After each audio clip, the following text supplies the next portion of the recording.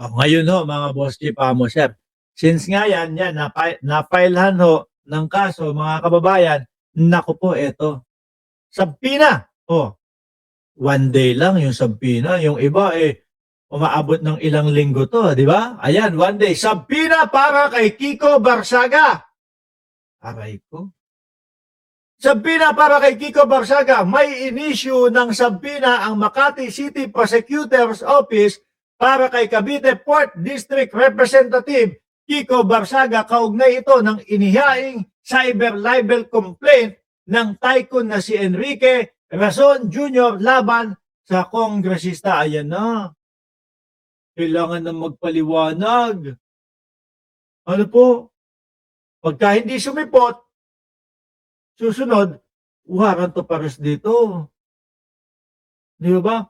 Pag dito, in 10 days daw, pagka hindi sumipot, ang mga kasunod nito, warrant of arrest. Ang bilis, ano? Tapos, kumpleto, lawyer to. Mga bigating mga lawyer ito, mga kababayan. Umiiyak na din ba si Kiko dyan? At ito pa, idagdag ho natin ito, mga bossing, bukod dyan sa sabpina at bukod sa mga nangyayari, pakinggan nyo ho ito, mga kababayan. Si Razon pa pala ang tumulong doon sa ama ni Kiko Barsaga para maging politiko. Oo. Ito, atong ang ito no? Nasan ba yun?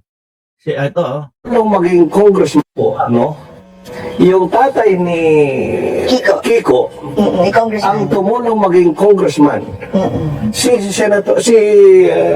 Ricky Razon. Si RR. Si RR ang Ang tumulong. kinalaban nun, yung kapatid ni... tapos aanuhan mo, tataniman mo ng mga kung ano-anong mga paratang, tataniman mo ng mga kung ano-anong mga pinagsasasabi mo na wala naman palang katotohanan. Di po ba? Hindi naman alam niyo mga bossing chipa mo, sir, hindi po lahat kaya yan, nagsampa ng kaso para matakpan, para patahimikan. Hindi ho ganun yun, mga boss chipa mo, sir. Bakit to?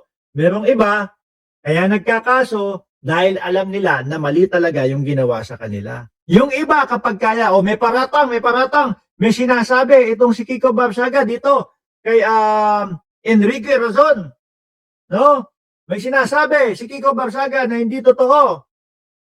Kaso alam ng tao, alam ni Razon, na totoo yung sinasabi nun Hindi yan sasagot. Sasabihin yan, hindi ko pinapansin ho yan. Para hindi lumaki yung gulo. Di po ba? Para hindi lumaki yung gulo. Pero ito siguro talagang walang katotohanan yung mga pinagsasabi ni Barsaga. Kaya kailangan aksyonan. Masisira yung pangalan ng tao. Tapos ito. Yung papala ang tumulong sa kanyang ama para maging politiko.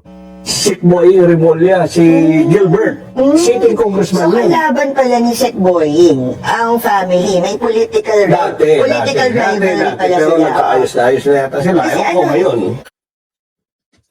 Di ba? Ngayon, maganda. Paparating po tayo sa exciting part ho, mga kababayan. Diyan po sa usaping lebiste, no? Diyan po sa usaping meow-meow. Ngayon po, hanggang dyan muna, no? Yung update natin kay Meow Meow. Tumungo tayo mga bossing doon sa online selling. Ay, online selling! Sorry. No? Mali. Tumungo tayo dito po mga kababayan sa pagsiserve ng warrant of arrest dito kay Atong Ang.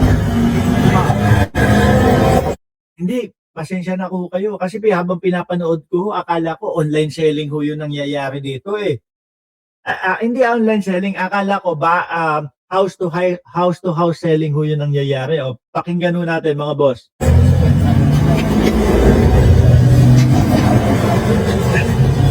Laki ng bahay ni Atong Ang, Grabe.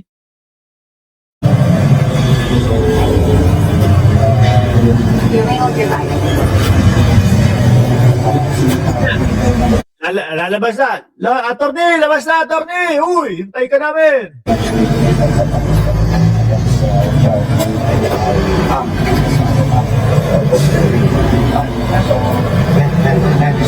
tingnan natin. Ito ba yun?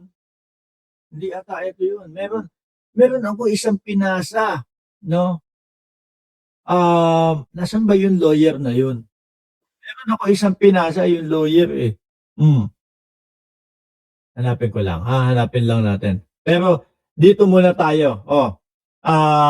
Yung mga kasama daw ni Atong Ang na 17 pulis. Ito. Kabilang ang sinasabing mass Arestado na. No, arestado na ho mga kababayan. branch 26 ng Santa Cruz Regional Trial Court laban sa 18 akusado. Kabilang ang sinasabing mastermind na negosyanteng si Ato Ang. Patuloy ngayon ang mas pinigting na paghahanap ng mga otoridad sa mga sangkot sa kaso ng mga nawawalang sabungero. Humingi tayo ng update mula kay Ryan Lesillas live. Ryan? Hindi ko yata nakita, hindi ko yata naipasa doon sa group.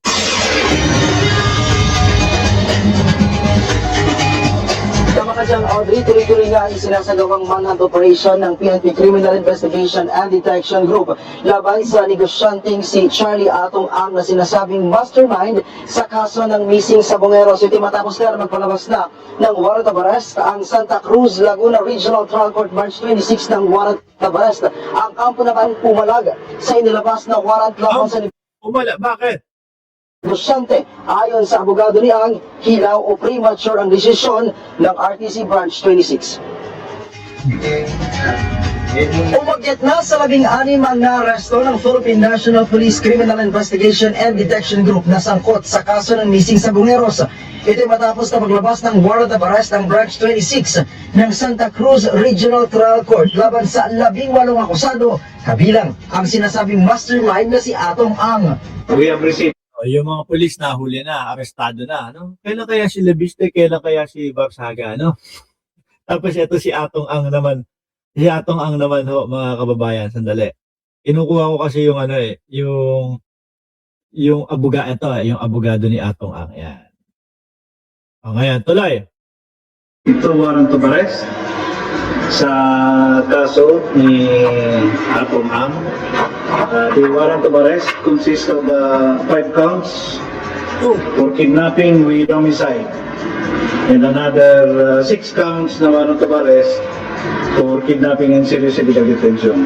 Ayon kay Grabe, ano? Buti naman at nausad ang kaso. Oo, matagal na ho ito. Panahon pa ni dating Pangulong Duterte na lagi pinagmamalaki ho ng mga DDS, mga kababayan, na tahimik nung panahon ni dating Pangulong Duterte. Ngayon, eto na ho yung lawyer, isama na po natin dito, no? Hindi ko alam, parang nag-house to house selling ho. Oh.